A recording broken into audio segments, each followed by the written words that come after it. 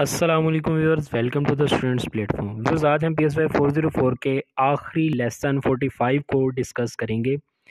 Topic 252 से लेकर 256 तक डिस्कस करेंगे। Substance related and addictive disorders को हम पढ़ रहे हैं। पहला टॉपिक है aetiology of substance related and addictive disorders, मतलब कि इनकी रीजंस क्या क्या हैं। सोशो कल्चर पर्सपेक्टिव्स हैं। अगर बंदे की सोसाइटी बहुत स्ट्रेसफुल हो, ये चीज़ ज़्यादातर अनएम्प्लॉयमेंट अफराद में पाई जाती है। और फ्रॉइड के मुताबिक ये सोशो कल्चर पर्सपेक्टिव हो गए, मतलब कि सोशल कल्चर कल्चर किस तरह का बंदे का, सोसाइटी किस तरह की है, वही पीयर प्रेशर हो गया, ये सारी कंडीशन जो है ना शामिल हैं। लोअर इकोनॉमिक को इश्यूज़ हैं, बंदे पैसे नहीं है बंदे के पास, मतलब कि बंदा अपनी इंजॉयमेंट नहीं कर सकता, अपनी फ्रस्ट्रेशन को किसी और तरीके से ख़त्म नहीं कर सकता, तो वो बंदा इस तरफ आता है। साइकोडायनामिक पर्सपेक्टिव्स क्या हैं। फ्रॉइड के मुताबिक लोगों की केयर की नीड पूरी नहीं होती, मतलब लोग चाहते हैं उनकी केयर की जाए, उनका ख्याल रखा जाए, तो लोग अगर वो समझते हैं कि उनकी ये नीड पूरी नहीं हो रही तो वो ड्रग्स की तरफ आते हैं। बच्चों को घर में सपोर्ट ना मिले तो वो घर के बाहर जाकर सपोर्ट ढूंढने लग जाते हैं, ड्रग्स यूजेज में इन्वॉल्व हो जाते हैं। अगर बंदे की ईगो जो है ना, इड और सुपर ईगो के दरमियान की डिमांड्स को बैलेंस नहीं कर पाती, तो भी बंदा ड्रग्स का इस्तेमाल करना शुरू हो जाता है। मेन रीज़न ये है कि बंदा जब डिस्ट्रेस फील करता है ना, बंदे को कहीं भी सुकून नहीं मिल रहा होता, बंदा सुकून की तलाश के लिए ड्रग्स इस्तेमाल करता है। नॉर्मली हमारा कंसेप्ट भी ये बना हुआ है, और यही वाकई रीज़न है एक्चुअल कि बंदा इसी वजह से ड्रग्स इस्तेमाल करता है। बंदा सुकून तलाश करना चाहता है, रिलैक्स होना चाहता है। 253 है कोग्निटिव बिहेवियर पर्सपेक्टिव क्या क्या है ड्रग्स लेने की। इसके मुताबिक कह रहा है कि दो कंडीशंस हैं यहाँ पे, ऑपरेंट और क्लासिकल कंडीशनिंग। ऑपरेंट में कह रहा है कि इसके मुताबिक जब ऑपरेंट कंडीशन क्या होती है कि जब हम कोई काम करते हैं और हमें रिवार्ड किया जाता है तो इसे रिपीट करते हैं, और अगर पनिश किया जाता है तो इससे बाज रहते हैं, नहीं करते इसे। इसी तरह जब एक बंदा ड्रग लेता है तो इसे सुकून महसूस होता है, तो वो फिर दोबारा इसे रिपीट करता है और इसकी आदत बन जाती है। कॉग्निटिव थ्योरीज के अंदर कह रहा है कि बंदा मेंटली भी ये सोचता है कि अगली बार वो स्ट्रेसफुल कंडीशन आएगी तो वो वही ड्रग इस्तेमाल करेगा जिसकी वजह से पहले उसकी स्ट्रेस ख़त्म हुई थी। इसके अंदर क्लासिकल कंडीशनिंग है, response due to pairing of stimuli. ऐसे लोगों को ड्रग के अलावा जो इसके रिलेटेड चीज़ें होती हैं, जिन लोगों में वो बैठकर वो ड्रग का इस्तेमाल करता है, वो भी इसे ट्रिगर करते हैं कि वो ड्रग का इस्तेमाल करें। ये सारी चीज़ें इसके अंदर डिस्कस की गई हैं। 254 है बायोलॉजिकल पर्सपेक्टिव्स क्या क्या हैं। इसके अंदर जेनेटिक प्रीडिस्पोजिशंस के अंदर कह रहा है कि ट्विन स्टडीज़ की गई थी कि दो आइडेंटिकल ट्विंस थे, दो फेरेंटल ट्विन थे। आइडेंटिकल ट्विंस के अंदर देखा गया कि एक अगर अल्कोहलिक है, अल्कोहल पीता है, तो दूसरे के अंदर 54% चांसेस है कि वो भी अल्कोहलिक होगा, यानी वो भी अल्कोहल का इस्तेमाल करता होगा। और दूसरे फेरेंटल आइडेंटिकल ट्विंस होते हैं जो एक दूसरे से मिलते जुलते हैं, बिल्कुल उनकी शक्लें जो हैं एक दूसरे जैसी होती हैं। और जो फेरेंटल ट्विंस होते हैं, फेरेटर्नल ट्विंस कह लें, आई थिंक सो, ये लफ्ज़ फ्रेटर्नल ट्विंस हैं। अच्छा, फ्रेटर्नल ट्विंस को अगर स्टडी किया गया जब, तो देखा गया कि अगर एक बंदा अल्कोहलिक है तो दूसरे के अंदर चांसेस हैं कि 28%, यानी कि अल्कोहल के चांसेस हैं कि वो भी पीता होगा अल्कोहल। यानी कि जीन्स जितनी ज़्यादा उनकी मिलती जुलती हैं, वो दोनों के अंदर अल्कोहल पीने के चांसेस भी उतने ही सेम थे।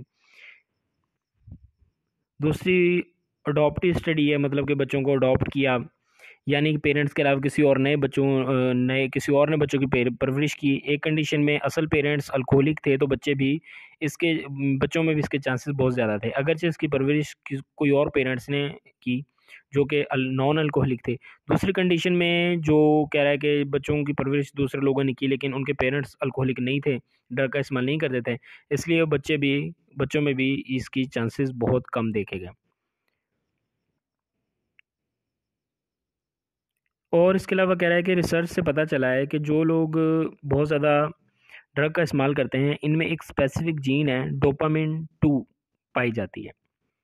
टॉपिक 255 सेकंड लास्ट टॉपिक है हमारा। अल्हम्दुलिल्लाह हम कंप्लीट करते जा रहे हैं अपने टॉपिक्स को, लेसन्स को कवर करते जा रहे हैं। PSY 404 का भी हमने तकरीबन कंप्लीट कर ही दिया है। मैं दुआ करता हूँ कि जिस तरह मिड टर्म के अंदर PSY 404 में आप लोगों को बहुत ज़्यादा हेल्प हुई थी। कमेंट्स हैं आप लोगों के, आप लोगों ने बताया कि काफ़ी हेल्पफुल साबित हुए मेरे लेक्चर्स। ये लेक्चर्स भी आपके लिए इंशाल्लाह ताला फाइनल टर्म्स में भी इसी तरह हेल्पफुल साबित होंगे। टॉपिक 255 है बायोलॉजिकल पर्सपेक्टिव्स को ही कंटिन्यू करा है। न्यूरोट्रांसमीटर जब हम कोई ड्रग लेते हैं तो इसके रिलेटेड स्पेसिफिक न्यूरोट्रांसमीटर एक्टिव हो जाता है। मिसाल अलर्टनेस के लिए कैफ़ीन लेते हैं तो अलर्टनेस के रिलेटेड न्यूरोट्रांसमीटर जो है वो मज़ीद एक्टिव हो जाता है। कैफ़ीन जो है उस न्यूरोट्रांसमीटर को मज़ीद एक्टिवेट कर देती है। आहिस्ता आहिस्ता नॉर्मल हालत में ये न्यूरोट्रांसमीटर काम करना बंद कर देते हैं, सिर्फ ड्रग लेने की सूरत में ही काम करते हैं। अगर आप ड्रग लेना छोड़ देते हैं तो कुछ अरसे के लिए ये जो है न्यूरोट्रांसमीटर ठीक तरह काम नहीं करते, इन्हें नॉर्मल हालत में आने के लिए कुछ अरसा लगता है। आखिरी टॉपिक हमारा PSY 404 का बायोलॉजिकल पर्सपेक्टिव्स को ही हम कंटिन्यू करेंगे। न्यूरोट्रांसमीटर्स के अंदर association between drugs and neurotransmitter reduction in brain. हम इसमें देखेंगे कि किसी ड्रग को न्यूरोट्रांसमीटर की प्रोडक्शन जो है ड्रग जो है न्यूरोट्रांसमीटर की प्रोडक्शन किस तरह कम कर देता है। यहाँ पे कुछ ड्रग्स के नाम लिए हुए हैं। अल्कोहल जो है वो, या ये वाली चीज़ यहाँ पे सॉरी हाईलाइट नहीं मैं कर सका। अल्कोहल जो है वो गाबा एक न्यूरोट्रांसमीटर है, इसकी प्रोडक्शन को कम कर देती है। उसके बाद ओपियाइड्स जो हैं एंड्रोफिन की प्रोडक्शन को कम कर देते हैं। सॉरी, ये एंड्रोफिन है। ये जो है ना 3-4 लाइनें इनके अंदर, या ये पढ़ लीजिए एक दफ़ा। आपने इसके अंदर सिर्फ ये देखना है, एक नाम होगा न्यूरोट्रांसमीटर का और एक होगा ड्रग का नाम। कौन सा ड्रग कौन से न्यूरोट्रांसमीटर को इफ़ेक्ट करता है, ये पेपर में MCQ के वाले से आ सकता है। यहाँ पे कह रहा है कि जितने भी हैं ना ड्रग्स जो हैं वो हमें प्लेयर देते हैं, खुशी देते हैं, हमें सुकून देते हैं, इसलिए हम ड्रग्स का इस्तेमाल करते हैं। ब्रेन रिवार्ड सर्किट के अंदर कह रहा है कि वही बात दोबारा कर रहा है कि ब्रेन हमें ड्रग्स हमें प्लेयर देते हैं, इसलिए हमें ड्रग्स का इस्तेमाल करते हैं। ऐसे लोग भी होते हैं जो कि लाइफ के खुशी वाले इवेंट्स से प्लेयर हासिल नहीं कर पाते। मुख्तलिफ़ चीज़ें जिस तरह हम इवेंट्स को एंजॉय करते हैं वो लोग एंजॉय नहीं कर पाते, उनका जहन इस तरह का बना होता है, तो वो इंजॉयमेंट हासिल करने के लिए भी ड्रग्स का इस्तेमाल करते हैं। यहाँ पे जनरल बातें जो लिखी हुई हैं कि ड्रग्स लो हम आम ज़िंदगी में क्यों इस्तेमाल करते हैं। ये जो कोकीन है, कैफ़ीन है, ये ड्रग्स जो हैं ये हमारे रिवार्ड सेंटर जो हमारे ब्रेन में प्लेयर सेंटर होता है इसको डायरेक्टली इफ़ेक्ट करते हैं।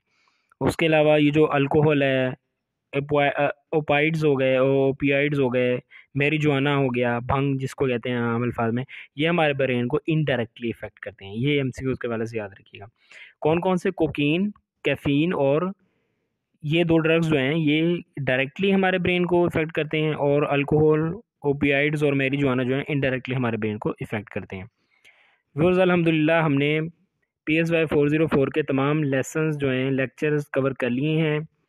आई होप ये आपके लिए बहुत ज़्यादा हेल्पफुल साबित होंगे। जल्दी मिलते हैं अपने नई वीडियो में नए लेक्चर के साथ, नए सब्जेक्ट के साथ। टिल देन टेक केयर, अल्लाह हाफिज़।